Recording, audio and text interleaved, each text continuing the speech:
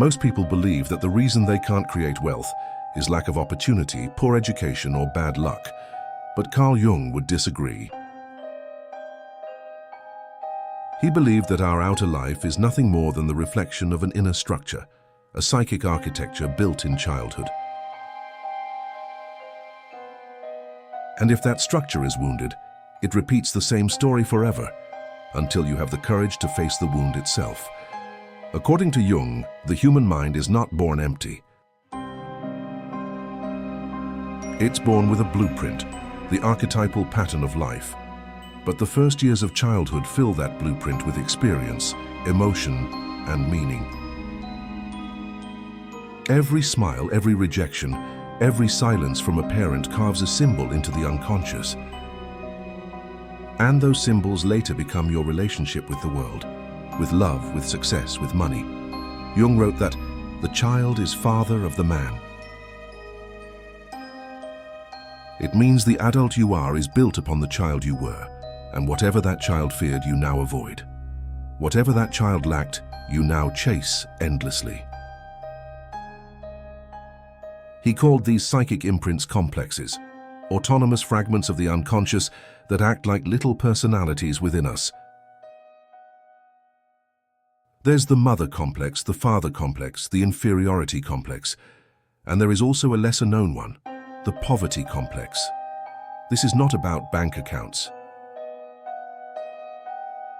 It's about the inner experience of scarcity, a deep emotional conviction that there will never be enough, that you are not enough. And that belief, Jung said, lives not in your thoughts but in the unconscious. You can study business, manifest abundance, work day and night, but if the unconscious holds a complex of poverty, it will recreate scarcity no matter how much you earn. Jung saw this in his patients again and again. A talented woman who could never charge for her art, a brilliant doctor who always lost his investments, a businessman who self-destructed right before success. Each one carried a hidden loyalty to childhood, an invisible emotional truth formed before reason existed. He wrote, "Until you make the unconscious conscious, it will direct your life and you will call it fate. That fate is often just a childhood pattern repeating itself in adult form."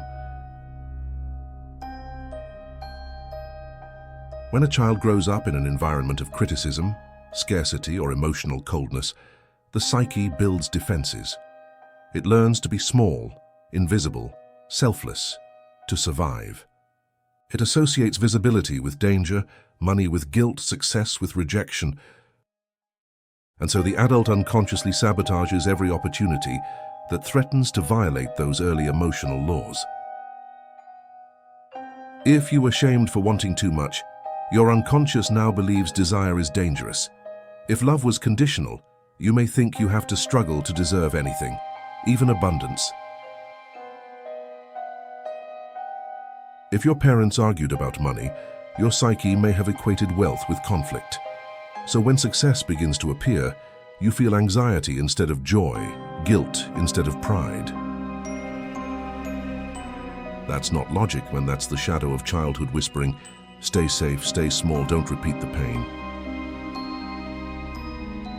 Jung called this mechanism the shadow, the hidden side of the personality, where all rejected parts of the self are stored. It includes anger, envy, ambition, sexuality, and also power. The child who learned that wanting power made them bad grows into an adult who unconsciously fears success. To heal, Jung said, we must integrate the shadow, not by destroying it, but by embracing it consciously. Because what you repress controls you, what you integrate transforms you. He wrote, "One does not become enlightened by imagining figures of light, but by making the darkness conscious. That darkness is where your real power sleeps." Let's translate Jung's psychology into modern life. When you say, "I can't save money," or "I always lose clients," or "I just don't feel ready," you are hearing the voice of a complex, an archetypal child within you, still obeying ancient rules. You are not lazy nor cursed. You are loyal to pain, and that loyalty keeps you broke. Jung believed that each person lives a myth, an unconscious story that repeats until it is made conscious. The myth of scarcity says, if I have too much, someone else will suffer. The myth of guilt says, I must pay for my happiness. The myth of unworthiness says, I can help others, but not myself. All these myths are fragments of the same root, the wounded child, trying to make sense of love that once felt conditional. Healing those wounds is not about positive thinking. Jung despised mere optimism. He called it spiritual inflation. He said true healing requires confrontation with the unconscious, meeting the forgotten child face to face. To do this, he taught a method called active imagination. Sit quietly, let images arise, and speak with them as if they were real, because to the psyche they are. Ask the image of your inner child what it needs. Ask the symbol of money what it represents to you. You may be shocked by the answers. Sometimes the psyche shows you an image of a locked room filled with gold. You try to enter, but a child blocks the door.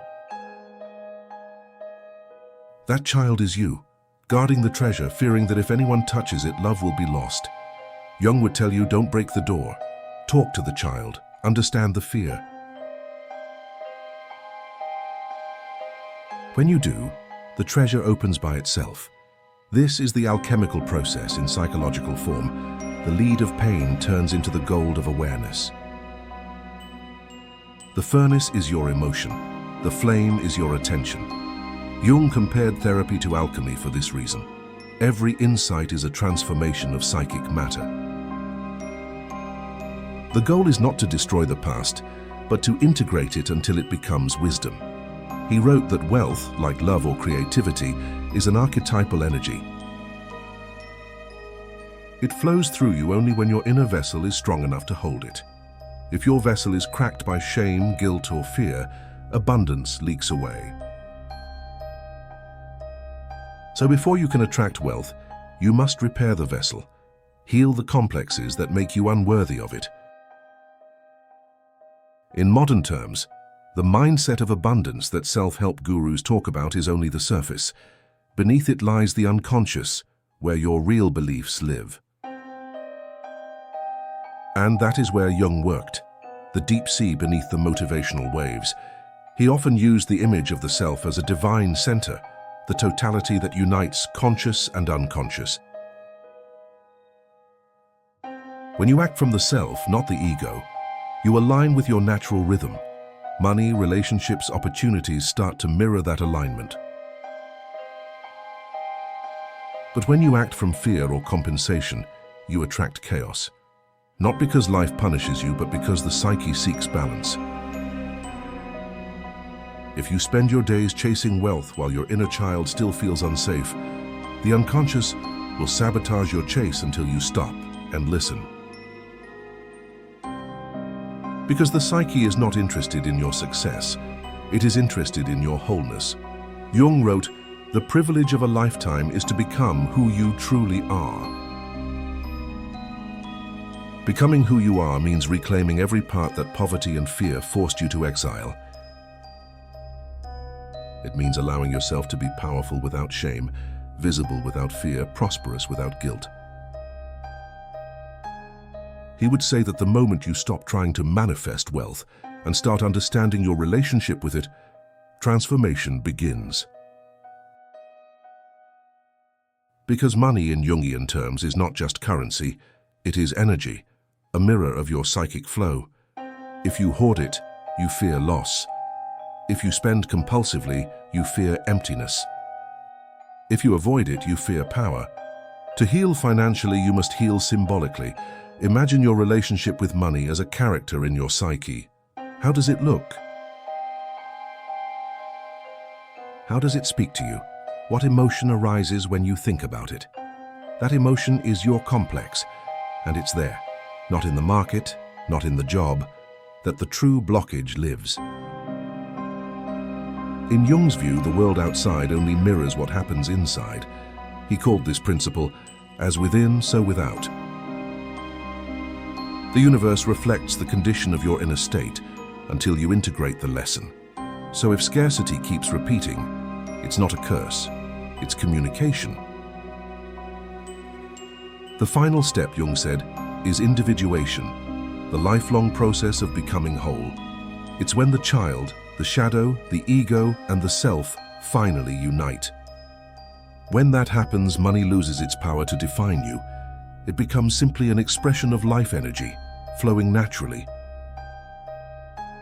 True wealth in Jungian psychology is not the accumulation of possessions, it's the expansion of consciousness. A wealthy mind creates a wealthy life, not because of positive affirmations, but because it no longer needs to prove its worth through things. And so the path to abundance is the same as the path to enlightenment. Go down before you rise. Face the wound before you chase the goal. Hold the inner child before you hold the gold. As Jung wrote in one of his letters, there is no coming to consciousness without pain. People will do anything, no matter how absurd, to avoid facing their own soul. Most people chase wealth to escape themselves. Few realize that true abundance begins when you finally stop running and listen to the silence that shaped your first fear. There in that silence your shadow waits. There your childhood wounds still whisper. And there, if you dare to enter, lies the hidden treasure of your life.